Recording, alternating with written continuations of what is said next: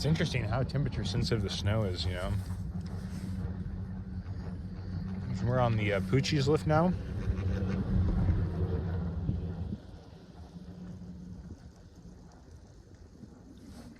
It's decently fast.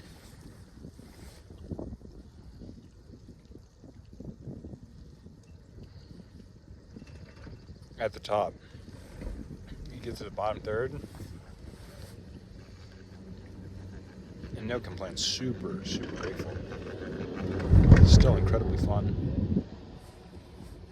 Lifetime of things to learn. Just objectively, like the upper third of Pucci's is so much faster than the lower third now. And I think it's still pretty early.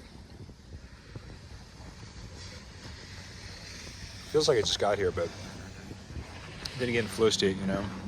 Time flies when you're having fun, as they say.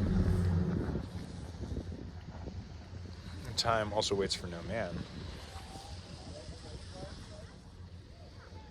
And in that horrific show, True Detective, time is also a spinning beer can.